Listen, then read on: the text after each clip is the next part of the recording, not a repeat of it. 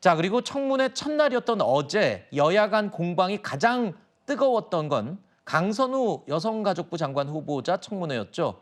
자정을 넘어서까지도 계속 이어졌습니다. 각종 먹다가 남은 음식물 쓰레기, 일반 쓰레기가 이렇게 뒤범벅이 되어서 전날 밤에 먹던 것을 아침으로 차를 가면서 먹으려고 차에 남겨놓고 그 채로 내린 것은 저의 잘못이라고 생각을 합니다. 국회 보좌진들이 쓰레기와 의원들이 먹는 음식을 구분 못하는 정도의 수준입니까? 민주당에 1,500명 이상이 되는 보좌진들 우롱하지 마십시오. 비대 물새니까 고쳐라. 지역 보좌진에게 제가 어떻게 하면 좋겠냐고 급박해가지고 조언을 구하고 부탁드리고 그런 것이 부당한 업무 지시로 보여줄 수 있다는 것은 제가 차마 생각을 못했었습니다. 자, 가장 관심이 뜨거웠던 이 갑질 논란에 대해서 청문회에서 소명하겠다라고 밝혔던 강선우 후보자. 어제 진짜 자정 넘기면서까지 구구절절 해명을 했는데 어떻게 들으셨어요? 충분한 해명이 됐다고 보십니까? 그 해명조차도 다 거짓말로 지금 드러났죠. 그러니까 지금 강선우 후보자는 차에 남은 음식을 치워달라고 부탁을 했다라고 해명을 했지만 어제 바로 저녁에 관련 보도가 또 있었습니다.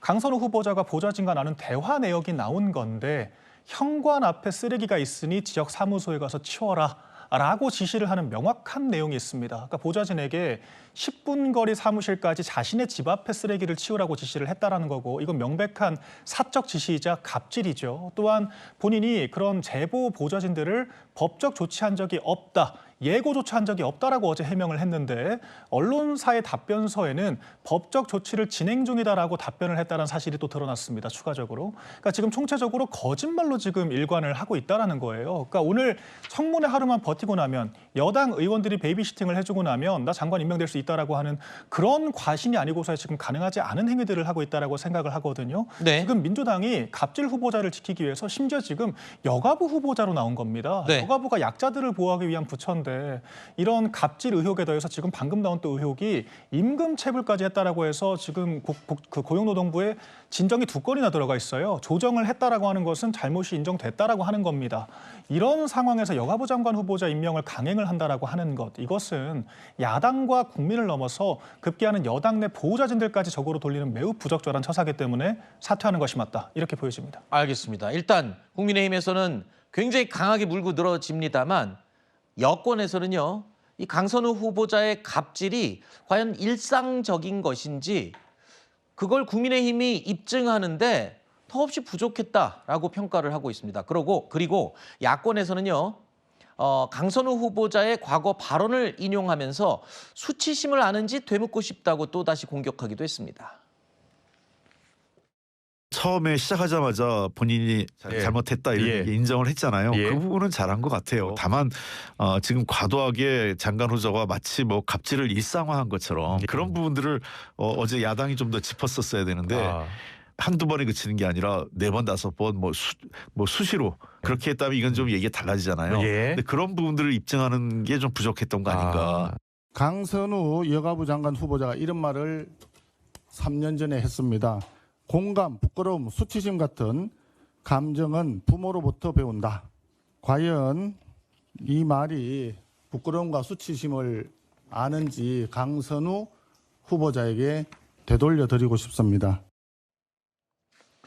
홍익표 전 원내대표가 아까 해명한 내용 중에 처음에 사과를 했지 않냐. 그리고 갑질이라는 게 반복되면 문제가 되는 거지.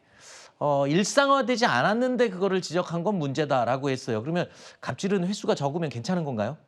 저는 그렇게 생각하지 않습니다. 네. 첫 번째로 뭐 비대가 뭐 고장난 것 같다. 네. 부탁했다. 이건 명백하게 잘못한 거죠. 두 번째, 쓰레기를 뭐 이렇게 버려달라 뭐 이런 거 했다는 거 차에 놔두고 온 거.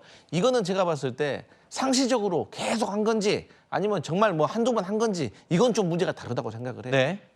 그리고 세 번째, 보좌진 46명 교체했다? 이거는 사람이 한 명 한 명으로 카운터가 되기 때문에 이것은 46명이 아니라 알고 보면 28명이고 28명도 적은 건 아니지만 그런다고 해서 갑질이라고 지탄받을 만큼의 또 많은 숫자인가에 대해서 한번 생각을 해봐야 됩니다. 네. 마지막으로 임금 체불과 관련돼 가지고 의혹이 나왔다고 하는데 제가 국회에서 12년 넘게 일했거든요. 절대로 국회의원에게 뭐 돈을 받는 경우가 없어요. 다 국회 사무처에서 제 통장을 통해 들어오기 때문에 네. 임금 체불을 하고 말 게 없습니다. 네. 그런데 저는 국민의힘 그 청문위원들에게도 좀 부탁을 드리고 싶어요. 네. 제가 국회에서 일하면서 여당, 야당, 국민의힘 이 보좌 직원들과도 모임을 하거든요. 네. 국민의힘도 정말 갑질하는 의원들 많습니다.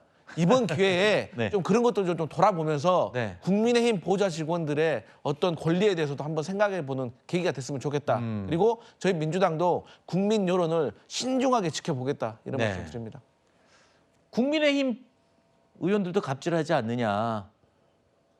그리고 네, 지금 듣다 보니까 일단 저는 갑질의 횟수가 적다고 해서 갑질이 아닌 건 아닌 거죠. 아, 예, 그럼요. 네, 갑질은 맞습니다. 그런데 또 국민의힘도 갑질하는 거 많다라고 또 폭로를 해주셨네요. 폭로 아닌 폭로를. 일단 예. 피장파장으로 퉁칠 문제는 아닌 것 같고요. 문제를 해결하기 앞서서 일단 여가부 장관 후보자는 좀 아니지 않습니까? 갑질이 뭐 일부 여러 가지 사안들이 있을 수 있겠습니다만 적어도 그런 갑질 의혹을 받고 증거까지 나오고 거짓말 해명을 하고 있는 분을 여가부 장관으로 강행하는 건 정말 알겠습니다. 아니죠.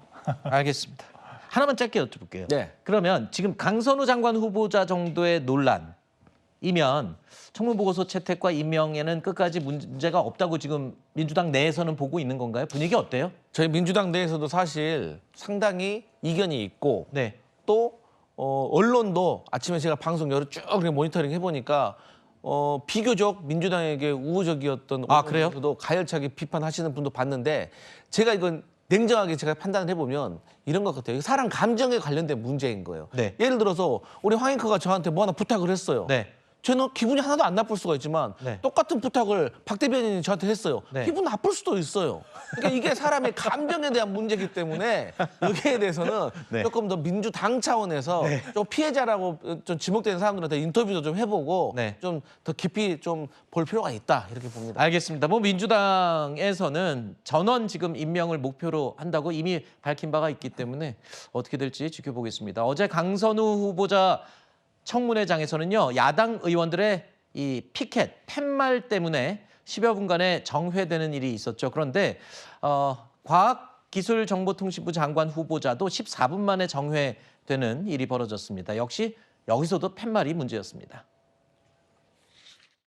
국회법에 따라 경호에게 이 피켓을 띌 것을 요청드립니다. 띄워주세요. 띄세요. 띄세요. 자, 이거 선진화법 위반입니다. 띄세요. 띄세요.